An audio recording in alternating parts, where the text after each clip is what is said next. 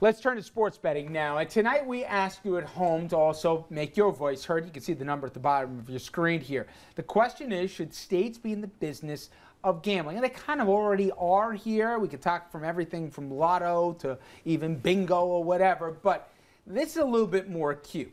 Now, it is a question here that New Jersey voters obviously are going to be asking themselves tonight after the nation's major sports league, all four of them, basketball, football, hockey, and baseball, every single one of them have filed suit against the state and against one of the high-profile positions taken by Governor Chris Christie. Andrew, they got a big problem with what he's trying to do in Jersey. They do, and if you think about it, it's actually hitting three of Chris Christie's top priorities, Rich. His push to turn around the state's economy, his desire to revitalize Atlantic City, and that sports betting push. Sports betting was approved by voters in a referendum last November, and then this January, the legislature passed a law to okay sports betting, and Christie signed it. There's just one teeny tiny problem.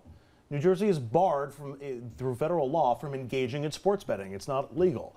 But rather than try to change that law, Christie pushed ahead and all but dared Washington to do something about it, saying, quote, let them try to stop us. Flash forward to yesterday, the NBA, the NHL, NFL, Major League Baseball, and the NCAA all jointly sued the state, claiming sports betting in New Jersey would harm their products by raising doubts about whether outcomes of games were being influenced by the gambling. Now, that's their argument, even though that argument may not matter because it's pretty clear New Jersey would be in violation of federal law, and most legal experts say Washington clearly has the right to regulate the practice, gambling. One more note, keep in mind the 2014 Super Bowl is currently set to be held at the Meadowlands. The NFL could pull the game because of the suit or the presence of sports betting, Rich. And one of the suggestions that Governor Christie had when he pitched this was, we'll set up a temporary gaming station in the Meadowlands for big events, including the Super Bowl. I think that might really make the NFL blanch. Absolutely. Okay, let me play devil's advocate, because honestly on this one, I hate the fence sitters, but I'm conflicted about this. I'm a big boy, and I know full well here that gambling is very real. People, if they want to bet in a football game, for crying out loud, can go to a corner bookie here, or they can bet online and the rest.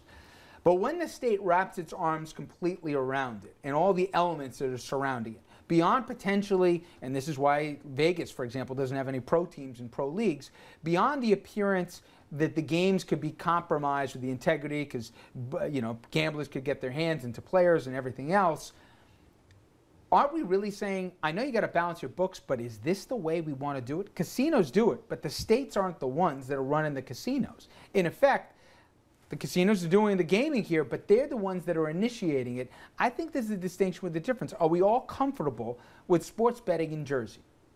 Yeah, you know, sports betting in Jersey goes on now. We'd only be putting the Mafia and the Cosa Nostra out of business by doing this. Cosa Nostra. That's, how about you? yeah. I understand the law. You say you don't like the fence sitting. I support it. I don't see the real big problem. I know you do. I like the law. I don't have a problem with letting people gamble if they want to gamble, and doing it this way makes sure that, by the way, you have to be 21, or is it 18? I think it's 21 to gamble. So you won't have, you know, underage people who are doing it now. My biggest problem is the way they're doing it. Go change the federal law.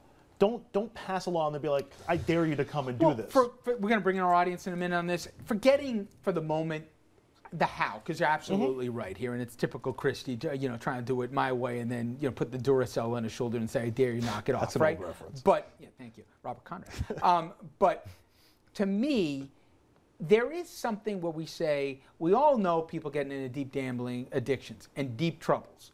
But instead of owing the bookie the money here, we're basically having the state getting in the business where they're encouraging it. And to me, I'm not naive. I know what goes on. We've all put money on games, whether in Vegas or somewhere else. So believe me, I'm not being Pollyannish on this.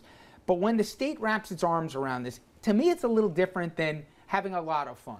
Due respect, though, you watch, you know, reality television. People are addicted to everything. There's people addicted to shopping. There's people addicted to collecting stuff. There's people addicted to cats, too many cats. I mean, you're not going to stop everything that people get addicted to because people can't control their behaviors. You hope that people have enough common sense or enough internal fortitude to control their behavior. I don't think you're condoning it. Aren't you also going to have a title, by the way? But okay, let me bring in. We have a guest on the phone with us right now, and I'm not going to pretend that I don't know him. I go back with this guy from college, Les Bernal. And if you remember that great 60 Minutes piece that they got into about the casinos and how they're basically, in effect, structured, built, and designed to try and, especially with the slots here, soak every last dollar out of everybody who goes in there, and sometimes preying on the weakest among us. Letz's group has been very vocal in this. Let's make the argument, because I'm getting ganged up by the table, and I don't even have a conviction on this. Why should I care if New Jersey gets in the business of sports gaming when, forget about Vegas does it, 3 other states do it as well other than Nevada, and you can bet online as it is right now, and everybody knows as a corner bookie. Wouldn't this just bring some regulation to it? If anything, it symbolizes how broken government is, especially at the state level. And the fact that the state of New Jersey is going to bring, actually advocating for a public policy that will only further add to the financial inequality that our country faces. But people forget about this issue. This isn't about whether or not people gamble. I mean, what's proposed in New Jersey and what's the current casinos they already have and their state lotteries, that's a government program, okay? That's a government program that's based on pushing citizens into deeper personal debt and creating addiction in order to feed off it. Casinos make 90% of their money from 10% of the players. So the average player is irrelevant to their business model. And that's a government program doing that. So when we look at, we call what happened up to 2008 in our financial crisis, we call it casino capitalism. But today, real-life casino capitalism is the dominant economic development program for states across the country. Hey, Les, Andrew's already given me the exasperated side. Tell him why he's wrong. The comparison with Wall Street, I think, doesn't apply at all, because that was not in the hands of individual consumers. They were impacted by poor decisions that were made by people who they would never be in a room with in 100 years. Whereas it is up to individuals to decide whether they want to go to a casino or whether they want to place a bet. And call it a government program if you want to, but it certainly is people's individual choice as to what they do, isn't it? I guess I don't get the fact that what happened with the derivatives and so forth. That is certainly, that's why they call it casino capitalism. There's absolutely.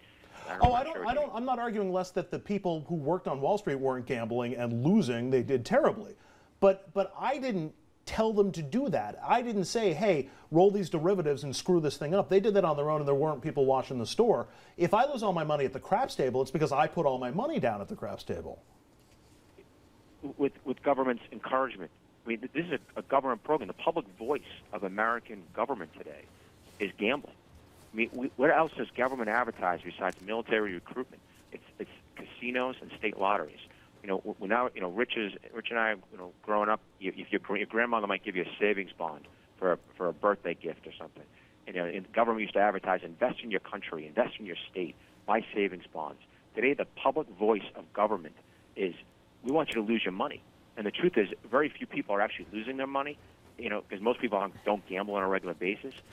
What we've done is we've turned America's working class, essentially, 1 out of 5 Americans, into what is now what we call the lottery. By the way, Les, I gotta tell you, man, I'm gonna get your theme song here to be "God Bless America." You're on a roll. Thank you, my friend. I appreciate a few minutes. We're gonna bring in the callers right now. Les Bernal from Stop Predatory Gambling here. I was getting ready to salute him. When we come back here, we hear from you. You see our toll-free number, 38766-2428. Should New Jersey be in the business of gambling? We'll hear from you after this.